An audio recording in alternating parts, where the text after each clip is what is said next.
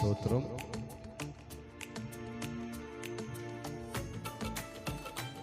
Praise the Lord. అందరం కూడా సంతోషంగా దేవుని స్తుతించుకుందాం.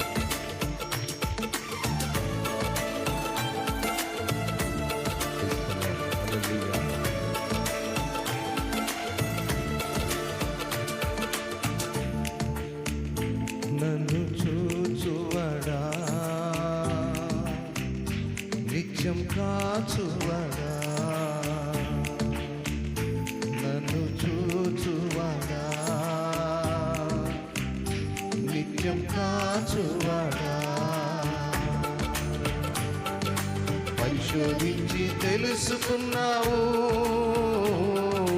చుట్టూ నన్ను ఆవరించావు. పరిశోధించి తెలుసుకున్నావు, చుట్టూ నన్ను ఆవరించావు. కూర్చుండుట, లేచిండుట, కూర్చుండుట, లేచిండుట, బాగుగా ఎరిగి ఉన్నావు రాజా, బాగుగా ఎరిగి ఉన్నావు.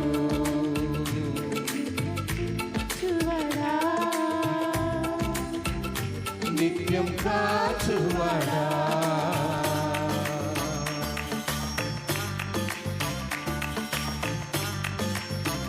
Praise the lord. Praise the lord. స్తోత్రం.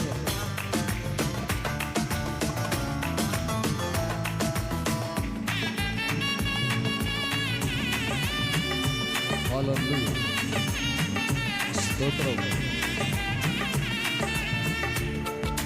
తలపులు తపనయు అన్నీయు ఎరిగి ఉన్నావు. తలపులు తపనయు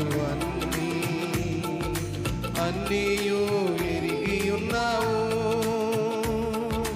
నడచినను పడుకున్నాను అయ్యా, నీవెరిగి ఉన్నావు. నడచినను పడుకున్నాను అయ్యా, నీవెరిగి ఉన్నావు. అందరూ ధన్యవాదం యేసు రాజా, ధన్యవాదం యేసు రాజా, నన్ను చూచువాడా, నిత్యం కాచువాడా.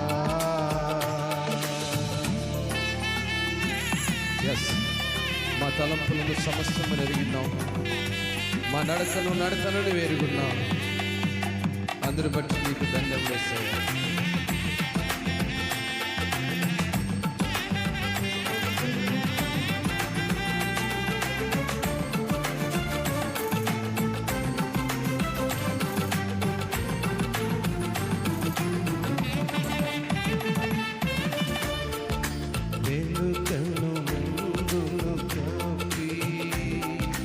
చుట్టూ నన్ను ఆవరించావు, వెనుకను ముందును కాపి చుట్టూ నన్ను ఆవరించావు.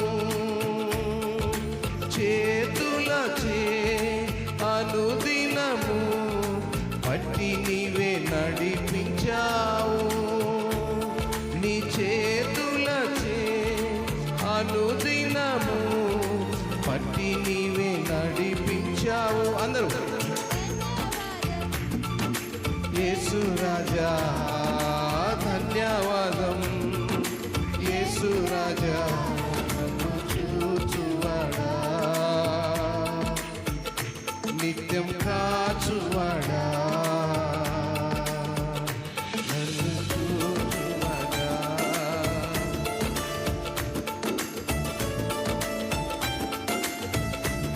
Praise God.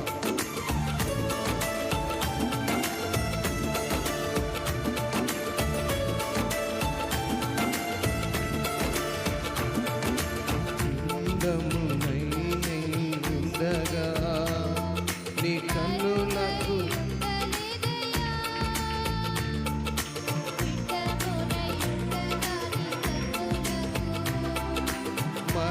నీకై నేనుండలేదయ్యా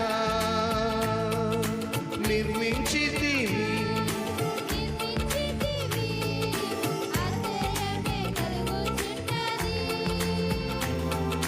విచిత్రముగా నిర్మించితివి ఆశ్చర్యమే కలుగుచున్నది ధన్యవాదం యేసు రాజా ధన్యవాదం యేసు రాజా చూచువాడా నిత్యం కాచువాడా నన్ను చూచువాడా నిత్యం కాచువాడా పరిశోధించి తెలుసుకున్నావు చుట్టూ నన్ను ఆవరించావు పరిశోధించి తెలుసుకున్నావు చుట్టూ నన్ను ఆవరించావు కూర్చుండుట లేచియుండుట కూర్చుండుట లేచియుండుట బాగుగా ఎరిగి ఉన్నావు రాజా బాగుగా ఎరిగి ఉన్నావు బాగుగా ఎరిగి ఉన్నావు రాజా బాగుగా ఎరిగి ఉన్నావు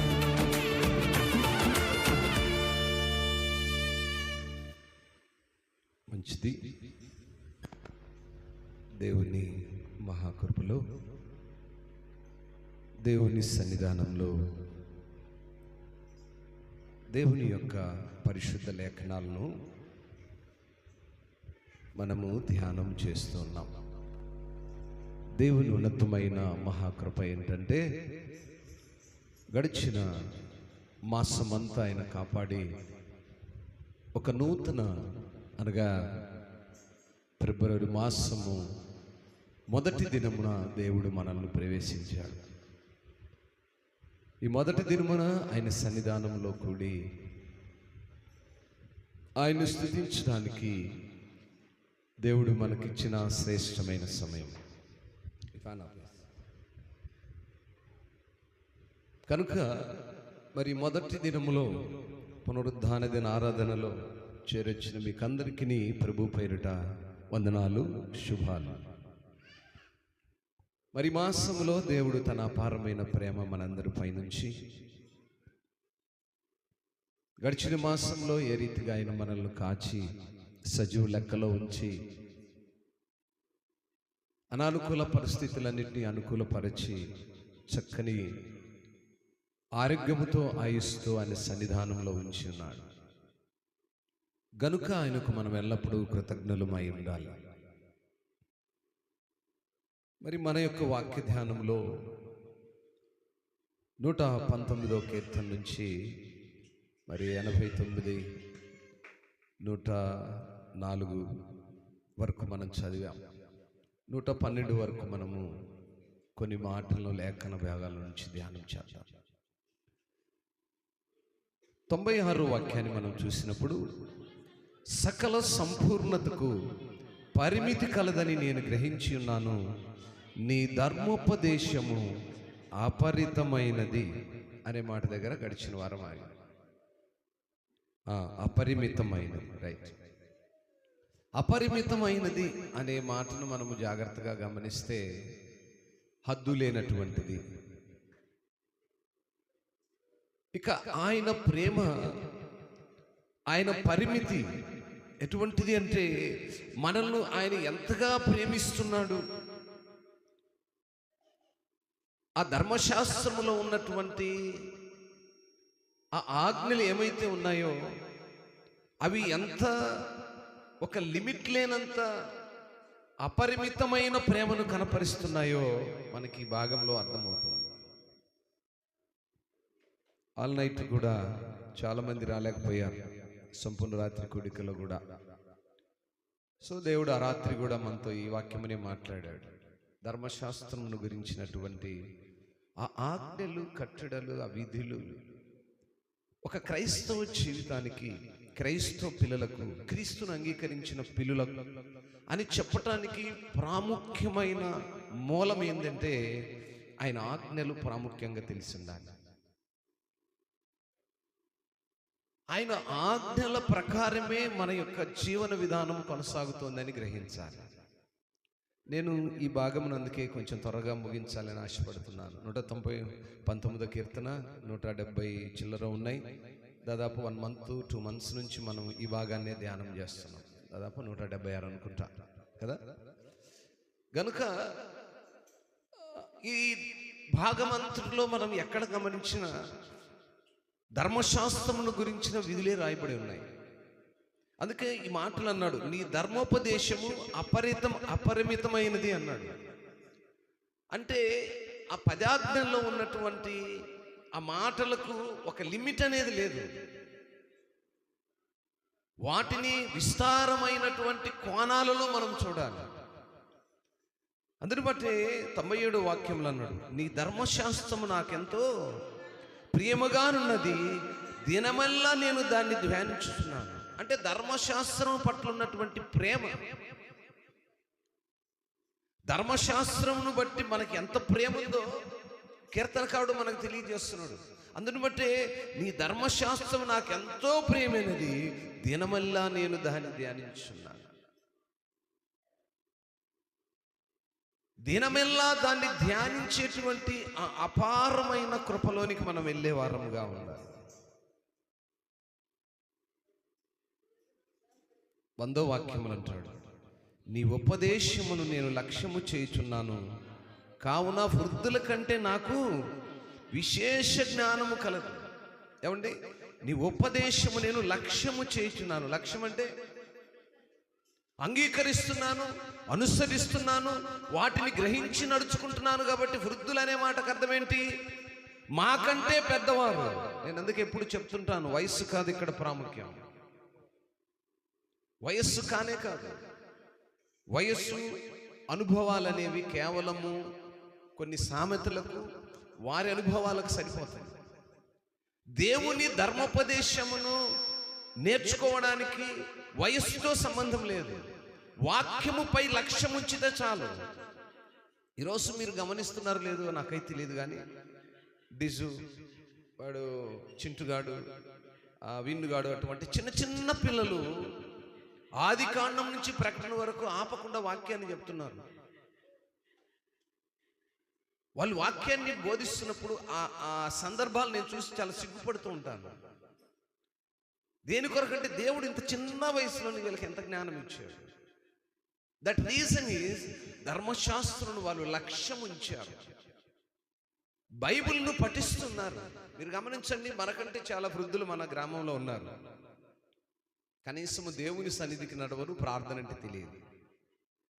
అందుకనే వాక్యం అక్కడ ఏముంటుందంటే, నీ ఉపదేశమును నేను లక్ష్యము చేస్తున్నాను కాబట్టి వృద్ధుల కంటే నాకు జ్ఞానం ఎక్కువ ఉంది. అంటే మనకంటే పెద్దవారి కంటే. కొంతమంది అంటుంటారు, నీ వయసులో పెద్దవాడిని, నన్ను గౌరవించాలి. అఫ్ కోర్స్, గౌరవం అనేది వాక్యాన్ని బట్టి కాదు, వయస్సును బట్టి ఇస్తాం. వారికి ఇచ్చేది వయస్సును బట్టి ఇచ్చే మర్యాద వేరు, వాక్యాన్ని పఠించటం వేరు, వాక్యంపై లక్ష్యం ఉంచటం వేరు. వాక్యంపై లక్ష్యం ఉంచినటువంటి వారికి వయస్సుతో సంబంధం లేదు, జ్ఞానాభివృద్ధి కలుగుతుంది. 120 సంవత్సరంలో బతికిన వాడు కూడా ఉండిండొచ్చు భూమి పైన, కానీ దేవుణ్ణి ఆరాధించే అనుభవం ఉండదు.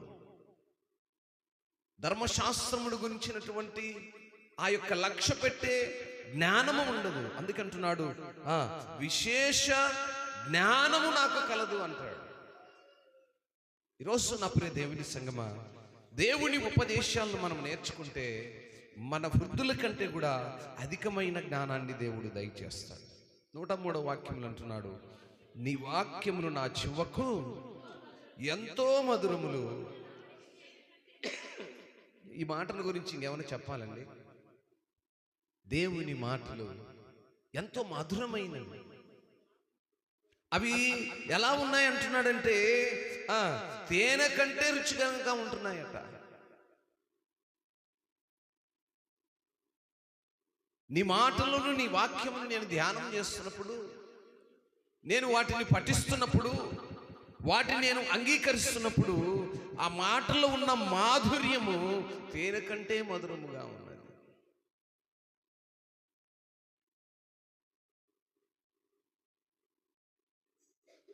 నీ ఉపదేశములను నాకు వివేకము కలిగను. చూడండి ఎంత చక్కగా చెప్తున్నాడు. అర్థం కాని మాట ఏమనుందండి ఇక్కడ? దేవుని ఉపదేశములను మనం విడిచి అంగీకరించి నడుచుకుంటే మనకు వివేకము కలుగుతుంది. అంత మాత్రమే కాకుండా మనలో ఉన్న తప్పులేంటో తెలుస్తాయట. అమ్మ జాగ్రత్తగా ఆలకించండి. దేవుని సన్నిధికి మనం ఎందుకు నడుస్తున్నామంటే, వాక్యాన్ని ఎందుకు మనం ధ్యానం చేస్తున్నామంటే, ఆయన ఉపదేశం వలన మనకు వివేకము కలుగుతుంది. అవివేకులు అంటారు ఎక్కడున్నాడు దేవుడు అని. వివేకము కలిగిన వాడు ధర్మశాస్త్రాన్ని అనుసరిస్తాడు. అందుకే వివేకము కలుగుతుంది. మనలో ఉన్న తప్పులేంటో మనకు తెలిసి మనపై మనకు అసహ్యం కలుగుతుందట. ఆలకించారా? గ్రహించారా? అంటున్నాడు అక్కడ, తప్పు మార్గములు నాకు అసహ్యములైనవి.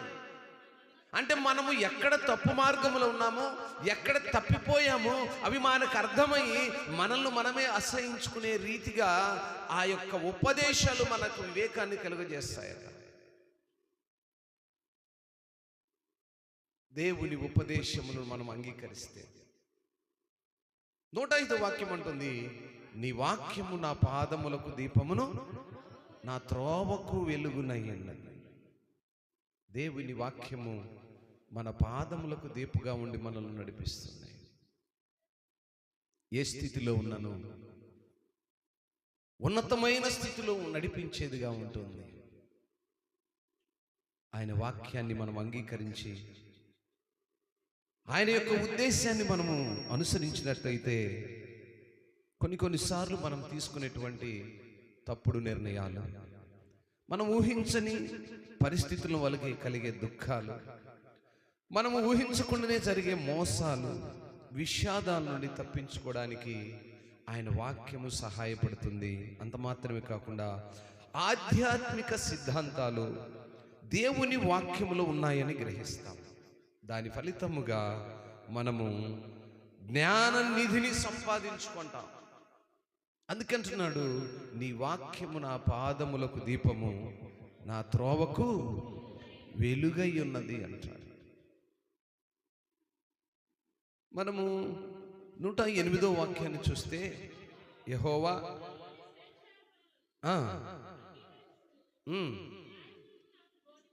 మనము దేవుని దగ్గర ఎల్లప్పుడూ ఇదే అడగాలి. దేవుని దగ్గర మనం అడగాల్సిన మాట ఏంటంటే, అయ్యా నా నోటి స్వేచ్ఛార్పణను అంగీకరించు. అంటే నా నోటితో నేనేమైతే పలుకుతున్నానో, ఏమైతే అడుగుతున్నానో, ఏమైతే ప్రార్థిస్తున్నానో అవి నీకు అంగీకారముగా ఉండాలి. అంత మాత్రమే కాకుండా నీ న్యాయ విధులను నాకు బోధింపు. దేవుని దగ్గర ఎప్పుడు అడగాలండి, లిమిట్ లేదు. అందుకే అపరిమితమైనది అనే మాటను మనం క్లియర్గా చదువుకున్నాం. ప్రార్థనకు లిమిట్ లేదు, వాక్యానికి లిమిట్ లేదు, పరిశుద్ధ గ్రంథంలోని ప్రతి మాటకు లిమిట్ లేదు. ఎన్నిసార్లు పఠించినను, ఎన్నిసార్లు ధ్యానం చేసినను, ఎన్నిసార్లు ఆ వాక్యం ఉన్నటువంటి లోతులను మనము వినినప్పటికీ ప్రతిదినము కొత్తగానే ఉంటుంది, ప్రతిదినము నూతనముగానే ఉంటుంది. కారణం ఏంటంటే ఆయన న్యాయ విధులను మనము నేర్పియమని దేవుని దగ్గర అడిగే వారముగా ఉన్నాం. అలా అడగలిగినప్పుడే ఆయన యొక్క ఆజ్ఞలలో ఉన్నటువంటి ఆ సారము మనకు జీవముగా ఉంటుంది. ఆ సారం అందుని బట్టి మరి ఒకసారి మనము ఒక్క మాట చూద్దాము. హోషేయ గ్రంథము 14వ అధ్యాయం 14 హోషేయ 14వ అధ్యాయము 2వ వాక్యాన్ని చూద్దాం ఒకసారి.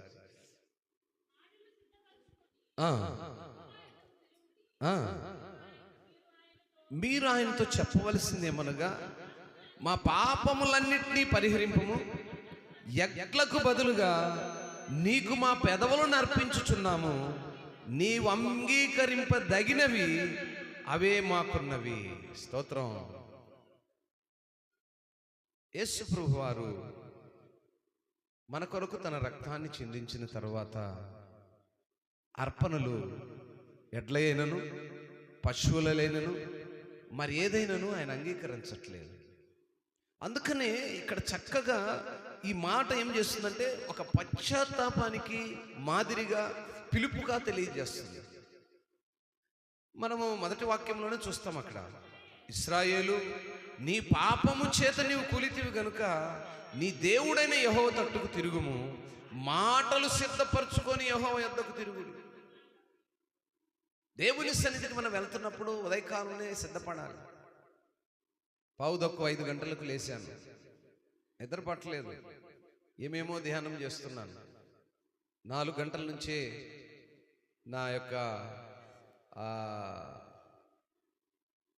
ఆత్మ ఒక దర్శనములో కనిపిస్తూ ఉంది. ఈనాటి నా యొక్క ప్రయాణం, నా ప్రోగ్రాము, నేనేం మాట్లాడాలి, ఎక్కడికి వెళ్ళాలి, ఎలా ఉండాలి, ఏం చేయాలని ఆ దర్శనంలో ఏయో కొన్ని ఊహించని సంగతులన్నీ నిద్రలేపాయి.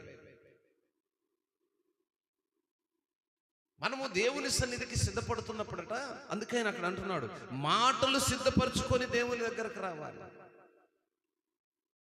ఎప్పుడు చెప్తూనే ఉంటాను, శనివారమే సిద్ధపడాలి, ఆదివారం వేకుజామునే అయ్యా నీ సన్నిధికి వెళ్ళాలి, నీ దాసుని ఉన్నతమైన బోధనను మేము వినాలి, నీ దాసునితో మీరు అభిషేకించబడినటువంటి మరి ఆ ఉన్నతమైనటువంటి న్యాయ విధులను వివరించడానికి కావాల్సిన జ్ఞానాన్ని దయచేయమని మీ గురించి అడగొద్దని చెప్తాను. ఎప్పుడు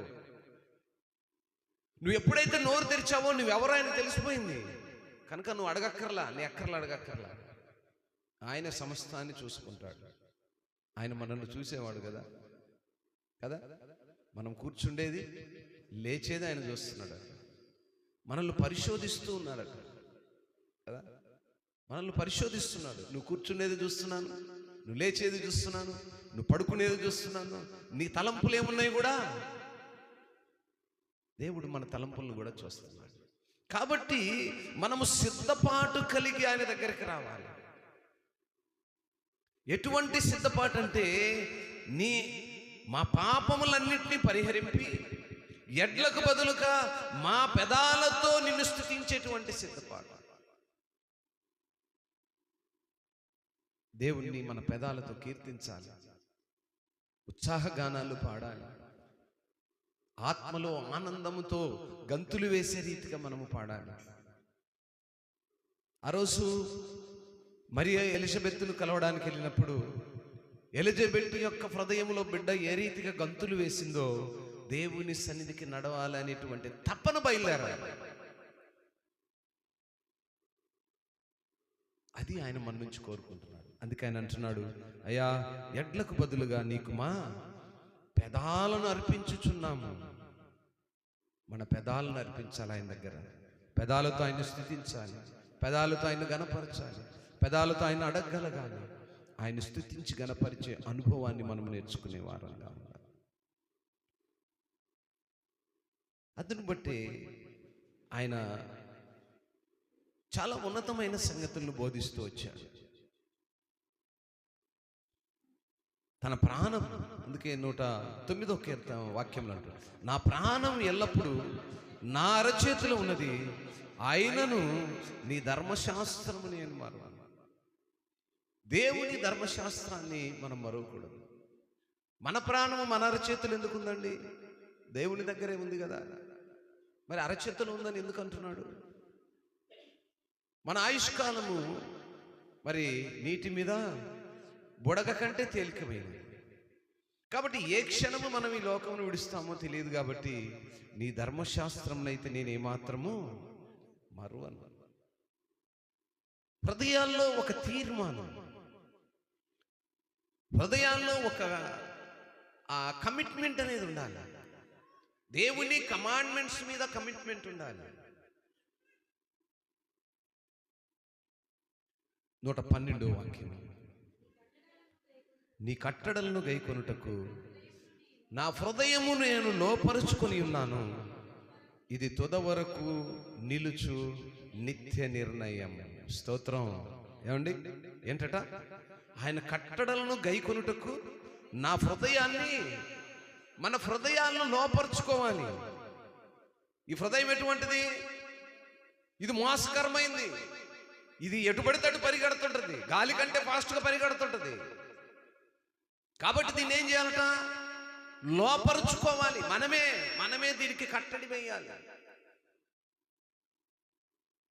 మనమే దీనికి ఒక హద్దును పెట్టాలి.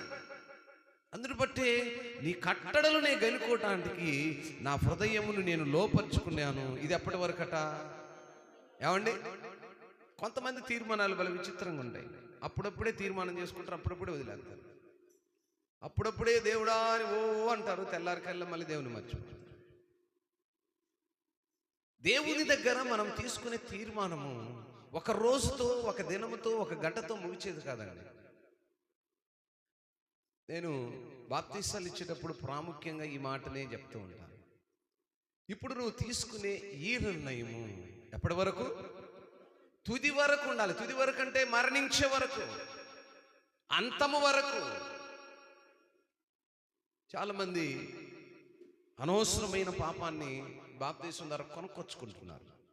నువ్వు పూర్తి పాపిగా ఉన్నా సరిపోయేది. అప్పుడప్పుడు పుడుతుంది ఉద్యమం.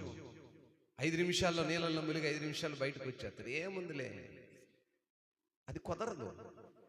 దేవునితో నువ్వు చేసే నిబంధన తుది వరకు ఉండాలి, అంతము వరకు ఉండాలి, మరణం వరకు ఉండాలి. ఆ మరణం వరకు ఉండగలిగే ఆ నిర్ణయము ఒక్కసారిగా రాదండి. దేవుని సన్నిధి నడిచి ఎల్లప్పుడూ ఆయన బోధలను ఆలకిస్తుండటం వల్లనే వస్తుంది. చూడండి, 113వ వాక్యంలో కూడా అంటాడు, ద్విమనస్కులను నేను ద్వేషించుచున్నాను, నీ ధర్మశాస్త్రము నాకు ప్రీతికరం అంటాడు. ద్విమనస్కులు అంటే 2 మనసులు కలిగిన మనుషులు ఉంటారు. మనసు ఒక చోట ఉంటుంది, మనిషి ఒక చోట ఉంటాడు. మనసంత లోకంలో ఉంటుంది, పేరుకు దేవుని సన్నిధిలో ఉంటారు. పేరుకు భక్తి జీవితము, ఆచరించేదంత లోకము. ఈరోజు చాలామంది క్రైస్తవులను, చాలామంది అండి, కేవలం ఒక గ్రామం గురించి కాదు, లోకములున్న ప్రతి క్రైస్తవుని గమనిస్తే 100లో 80% ద్విమనస్కులే ఉన్నారు. లోకము కావాలి, దేవుడు కావాలి. లోకాచారాలు కావాలి, దేవుడు కావాలి. కొంతమంది సేవకులే అంటుంటారు, ఏమంటుంటారు తెలిసిన, అవి కూడా ఉండాలి అన్న, ఇంకా అవి కూడా ఉండేదానికి ఇది ఎందుకు? ఏమండి, అక్కడ వద్దో అని మొత్తుకుంటే, నీకు 2 హృదయాలు, 2 మనసులు, 2 తలంపులు, 2 ఆలోచనలు వద్దురో నాయనో అంటుంటే నాకు 2 కావాలంటే ఎట్లా? రెండింటిని ఆయన నేర్పించాడు. దేన్ని? మంచి ఒకటే ఫాలో కమ్మన్నాడు. నువ్వు ఎచ్చగానైనా ఏదో ఒకటి తీసుకో, నేను రెండిట్లో ఉండాలంటే కుదరదుగా.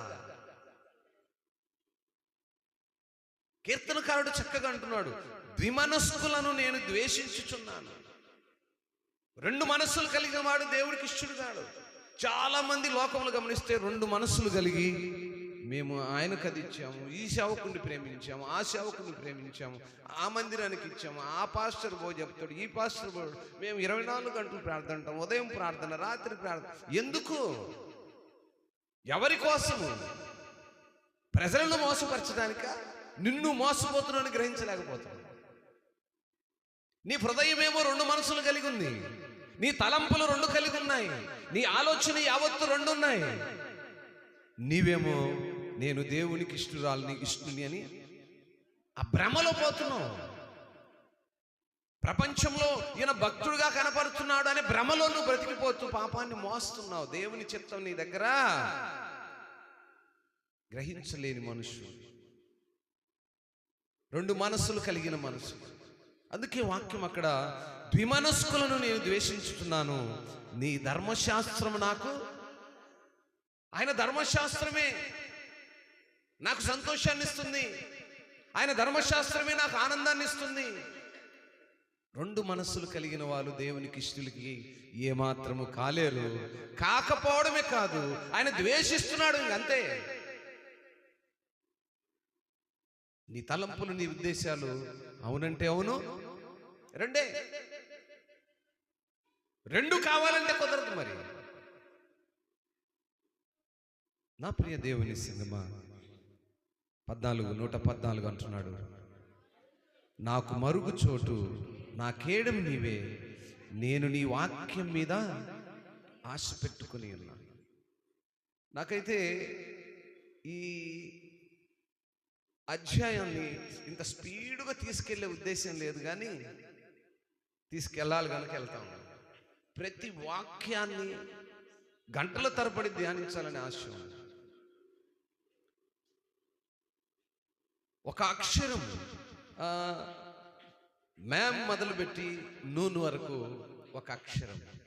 ఈ అక్షరంలో ఉన్న 8 వాక్యాలనే ఒక్కొక్క దినము ధ్యానించాలనే విపరీతమైన ఆసక్తిలో ఉన్నాను. కానీ నేను మరి ఒక కోణంలో ఆలోచించింది ఏంటంటే, వినే వాళ్ళకి బోరుగా ఉంటుందేమో, వాళ్ళని ఇబ్బంది పెట్టకూడదు కదా, మనమే కొంచెం స్పీడ్గా ముగించుకోవాలనే తపనతో కొంచెం స్పీడ్ వెళ్తున్నాను. కానీ వాక్యములో ఎంత మాధుర్యమైన సంగతులను ఇక్కడ పొందుకరించాడు కీర్తనకారుడంటే, ప్రతి మాటను నెమరు వేసుకోగలిగితే దాంట్లో ఉన్నటువంటి ఆ సారాంశం, ఆ మర్మము ఎంత లోతుగా ఉందో అర్థమవుతుంది. దేవుడు ఎప్పుడు కూడా 2 హృదయాలు కలిగిన వాళ్ళను ఆయన ఇష్టపడడు. ఆయన వాక్యం మీదనే ఆశ కలిగిన పిల్లల కొరకు ఆయన ఎదురు చూస్తున్నాడు. 115వ వాక్యం అంటుంది, నేను నా దేవుని ఆజ్ఞలను అనుసరించెదను, దుష్క్రియలు చేయవారులారా నా యొద్ద నుండి తొలగిపోండి అంటున్నాడు. దుష్క్రియలు అంటే ఏంటి? ద్విమనస్సులు కలిగిన వారే దుష్క్రియలు చేసేవారు. 2 హృదయాలు 2 మనసులు కలిగిన వారే వారు ఈ విధంగా జీవించగలుగుతారు. అటువంటి వారిని అసలు నా దగ్గరికి రావద్దు అంటున్నాడు. ఈ సత్యాలను గ్రహించని చాలా మంది వారిని వారు మా అంత భక్తిపరులు ఎవరు అని మోసపోతుంటారు, భ్రమలో ఉంటారండి. ఎంత భ్రమలో ఉంటారో చాలా మందిని నేను చూస్తున్నాను. ఈ మధ్యకాలంలో గమనిస్తే చాలామంది ప్రార్థనలకు సజావుగా వెళుతున్నారు కానీ వారి హృదయాలను, వారి మనస్సులను, వారి క్రియలను పరిశీలించుకోవట్లే. ఆ విషయంలో నేను కొంచెం ఆలోచిస్తూ ఉంటాను. వారి క్రియలు వాక్యానికి విరుద్ధంగా ఉన్నాయి. వారు భ్రమపడుతున్నారు, నేను దేవునికి ఇష్టడుగా ఇష్టరాలుగా బ్రతుకుతున్నాను. మనలో ఎప్పుడు 2 మనసులు ఉండటానికి వీలు లేదు. అలా ఉన్నవాళ్ళు ఆయన ఇష్టలుగా కారు. అంత మాత్రమే కాకుండా అటువంటి వారిని నా యొద్ద నుండి తొలగిపోండి అంటున్నాడు. నా ప్రియ దేవుని సంగమా, దేవుని వాక్యం సూటిగా మనల్ని ప్రశ్నిస్తోంది. ఆయన ఉపదేశాలు మనకు వివేకాన్ని కలుగజేస్తాయి. మనము నడుచుచున్నటువంటి తప్పు మార్గాలను మనకు తెలియజేస్తూ, నీవు చేస్తున్న ఆ కార్యాలు అసహ్యమైనవి అని మనల్ని గుర్తు చేస్తూ ఉంటాయి. అటువంటి ధర్మశాస్త్రము మనము అనుసరిస్తున్నామనే విషయాన్ని మనము జ్ఞాపకం చేసుకోవాలి. ఆ మాదిరిగా మరి 118వ వాక్యాన్ని చూస్తే, నీ కట్టడలను మీరిన వారందరినీ నువ్వు నిరాకరించుదువు, వారి కపటాలోచన ఏమండి అన్నాడా? 113లో ఏమన్నాడు? 118లో సమాధానం ఇస్తూ ఉన్నాడు. నీ కట్టడలను మీరిన వారందరినీ నువ్వు నిరాకరిస్తావు, వారి కపటాలోచన, 2 హృదయములు కలిగిన వారిని కపటులు అన్నాడు, వారి ఆలోచనలు మోసకరమైనవి అన్నాడు. స్తోత్రం, హల్లెలూయా. గమనించండి, ఎప్పుడైనా 2 మనసులు 2 హృదయాలు కలిగిన వాళ్ళ మాటల్లో ఖచ్చితంగా మోసమే ఉంది. యథార్థం ఇది. 2 ఆలోచనలు కలిగిన వారి యొక్క హృదయాంతరంగం అంతా మోసంగా ఉంటుంది. ఇక్కడ ఒకటి చెప్తారు, లోపల ఒకటి ఉంటుంది. బయటకు వచ్చేది వేరు, లోపల ఉండేది వేరు. దాన్ని అంటున్నాడు దేవుడు, ఇది మోసము. అటువంటి వారి ఆలోచనలు మోసము, అటువంటి వారి తలంపులన్నీ మోసము. ఈ చివరి మాట చదువుకొని ముగించుకుందాం. 119 అంటున్నాడు, భూమి మీదనున్న భక్తిహీనులందరినీ నీవు మస్టు వలె లయపరచుదువు, కావున నీ శాసనములు నాకు. మస్టు అంటే యాక్చువల్గా ఇది ఇంగ్లీష్లో వాడే పదము, తెలుగులో కూడా అలాగే రాస్తారు. మస్ట్, మనం ఇంగ్లీష్లో మస్ట్ అంటాం. మస్ట్ అంటే తప్పకుండా. మస్ట్ తప్పకుండా. ఐ విల్ మస్ట్ కమ్, నేను తప్పకుండా వస్తాను. ఇక్కడ చెప్పబడిన మాట ఏంటంటే, భూమి మీద భక్తిహీనులందరినీ నీవు తప్పకుండా లయపరుస్తావు. లయపరచడం అంటే హంతం చేయడమే, చంపేయడమే. ఇంకా దానికి మళ్ళీ వేరే ఆప్షన్ ఇవ్వలేదు. నేను కొద్దిసేపు వాళ్ళని గురించి తీర్మానం చేస్తాను, లేకపోతే జడ్జిమెంట్ చేస్తాను, అటొక న్యాయవాది ఇటొక న్యాయవాది ఉంటాడు, వాళ్ళిద్దరి మధ్య ఆర్గ్యుమెంట్ చెప్పట్లేదు. ఏమండి, ఆర్గ్యుమెంట్ ఏమని చెప్పాడా? ఏమి ఇవ్వలేదు. ఖచ్చితంగా తప్పక భూమి మీద భక్తిహీనులందరినీ నీవు తప్పక లయపరచుదువు, కావున నీ శాసనములు నాకు ఇష్టమై ఉన్నవి. మరణానికైనా ఇష్టపడుతున్నాడండి మనుష్యుడు, దేవుని శాసనాలకు ఇష్టపడట్లేదు. దేవుని శాసనాలను గురించి, ఆయన ఆజ్ఞల గురించి, ధర్మశాస్త్రముల గురించి ఏమాత్రం భయపడట్లేదు. భూమి మీద నివసిస్తున్న ప్రతి మనుష్యుడు, క్రైస్తవులమని చెప్పుకుంటూ మోసపడుతున్న ప్రతి మనుష్యుడు మరణానికైనా సిద్ధముగా ఉన్నాడు, కానీ దేవుని శాసనాలను మాత్రం అనుసరించట్లేదు. వాక్యమేమో సూటిగానే చెప్తుంది కదా, భూమి మీద ఉన్న భక్తిహీనులందరూ అన్నాడు. భూమి మీద భక్తిహీనులు అంటే ఎవరు? మన గ్రామంలో ఉండే వాళ్ళేనా? లేకపోతే మార్కాపురం జిల్లాలో ఉండే వాళ్ళేనా? లేకపోతే ఆంధ్రప్రదేశ్లో ఉండే వాళ్ళేనా? ప్రపంచములో నివసిస్తున్న ప్రతి మనుషుని ఉద్దేశించి వాక్యం మాట్లాడుతున్నాడు. ఈ పరిశుద్ధ గ్రంథము ఏ మతమున కులమునకు చెందింది కాదు, కానేరది ఎప్పటికీ కాదు. ఎక్కడ కూడా మాటలు రాయలేదు ఇది ఫలానా కులము ఫలానా మతం అనేది. ఆదికాండం నుంచి ప్రకటన వరకు ఎక్కడ రాయలేదు. క్రీస్తును అంగీకరించిన వాడే క్రైస్తవుడు అన్నాడు. వాడు ఎవడైనా కావచ్చు. ఏమండి, కులం ఉందా దీనికి? ఎవరైనా కావచ్చు. క్రీస్తుని ఎవరైతే అంగీకరించాడో వాడు క్రైస్తవుడు, అంతే. ఇక్కడ రాయబడింది ఆ మాటే. ఇది ఏ కులానికి అంటకట్టలేదు, ఏ దేశానికి అంటకట్టలేదు. చాలా మంది భక్తిహీనులు పాపం తెలియక అంటారు, ఇది అమెరికా నుంచి వచ్చినటువంటి దేవుడేనా అంటారు. యేసు ప్రభు పుట్టినప్పుడు కానీ, ఈ గ్రంథము తయారైనప్పుడు కానీ అమెరికా దేశమే లేదట. ఈ గ్రంథం తయారైనప్పటికి కూడా అమెరికా దేశం పుట్టలేదట. చాలా మంది తెలియని అపోహలు ఏంటంటే, ఈ గ్రంథం అమెరికా నుంచి వచ్చిన గ్రంథం. అప్పటికి ఆ దేశం తయారు కాలి. ఈ గ్రంథం తయారైనప్పుడు, ఈ గ్రంథాన్ని ఆయన రాయించినప్పుడు అమెరికా దేశమే లేదట. కనుక నా ప్రియ దేవుని సంగమా, భక్తిహీనులైన వారు ఎలా ఉంటున్నారంటే, తప్పక లయపరచబడుదురని వాక్యం అక్కడ రాయబడింది. అయినా నా ప్రియ దేవుని సంగమా, వినువారు గ్రహించుదురుగాక, చెవులు గలవాడు వినుగాక. ఇంతకంటే మనం ఏం చేయగలమండి? మన తపన, మన ప్రయాసంతా కూడా దేవుని చిత్తమునకు లోబడి ఆ ఉన్నతమైనటువంటి ఆ ఉపదేశములను అనుసరించి ఆ తీర్పు దినమున పరలోకానందములో ఉండాలి, మరణమునకు ఎవరు సమీపంలో ఉండకూడదు అని దేవుడు సేవకులను, అనేక మంది దైవసేనులను ఈ రీతిగా ఏర్పాటు చేసుకొని బోధిస్తున్నప్పుడు ఎంతోమంది దేవుని వాక్యాన్ని చాలా నిర్లక్ష్యపరుస్తున్నారండి. కొంతమంది దేవుని సన్నిధికి నడుస్తూ ద్విమనస్కులుగా ఉంటున్నారు. కొంతమంది అసలు దేవుడే లేడు అన్నట్టుగా అవివేకములో బ్రతుకుతున్నారు.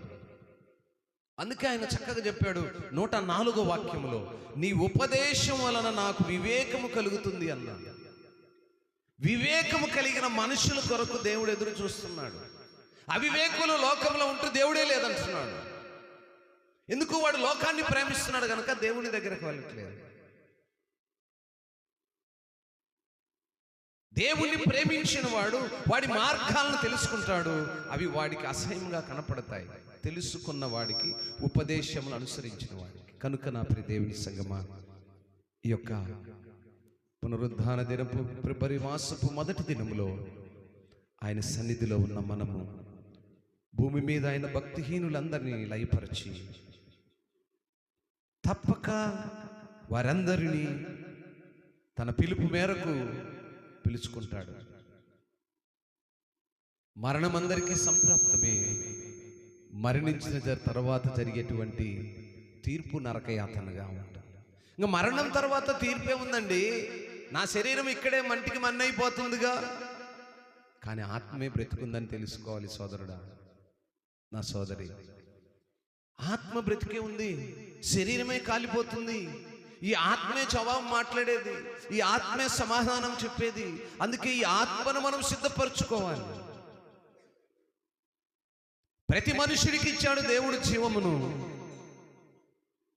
ఆ శరీరము మంటికి మన్నై కాల్చబడుతుంది, ఆత్మ మాత్రము దేవుని దగ్గరికి వెళ్తుంది. ఆ ఆత్మకు తీర్పు ఉంటుంది. స్తోత్రం. ఇంకా ఎరుగని ప్రజలకు నేను తెలియజేస్తున్న మాట ఏంటంటే, ఆయన అంటున్నాడు, భూమి మీద ఎవరైనా కావచ్చండి, భూమి మీద నివసిస్తున్న ప్రతి మనుషుల్ని హెచ్చరిస్తున్నాడు. అటువంటి భక్తిహీనతలో ఉన్నటువంటి వారు తప్పక లయపరచబడుదురు. కావున ఆయన శాసనములను మనము ఇష్టముతో ప్రేమించినట్లయితే ఆయన కృపకు మనం పాత్రులమవుతాం. ఉన్నతమైనటువంటి ఆ పరలోక ఆనందములో ఆయనతో కూడా సంతోషించే కృపను పొందుకుంటాం. అట్టి కృపలో దేవుడి మాటలు దీవించి ఆశీర్వదించును గాక. ప్రార్థన చేసుకుందాం. పరిశుద్ధుడా, ప్రేమ స్వరూపి, నీ పరిశుద్ధమైన పాదాలను బట్టి మీకు స్తోత్రాలు. ఇదిగోనైనా మొదటి దినములో ఫిబ్రవరి మాసములో నైనా నీ సన్నిధానంలో మేము చేరి కొద్ది మాటలు మేము ధ్యానం చేసుకుని, మీరు మాతో ఏమైతే మాట్లాడి ఉన్నారో ప్రతి మాటను మేము నెమరు వేసుకుని మరలా రిపీట్ చేసుకుని మా హృదయములను ప్రభువా సరి చేసుకుని మీకు ఇష్టలుగాను ఇష్టరాలుగాను ఇదిగోనైనా మీ శాసనములు గైకునే వారము గాను, మాలో 2 హృదయములు 2 మనస్సులు కలిగిన వారము కాక ఏక మనస్సు కలిగిన వారై నీకు ఇష్టలుగా నీ శాసనాలను అనుసరించే పిల్లలుగా ఉంచమని ఈ వాక్య భాగమును నీ కృపలో దీవించి విస్తరించి అనేక మంది జీవితాల్లో ఫలింపచేయమని యేసే ఘనమైన నామములో అడుగుతున్నాము తండ్రి.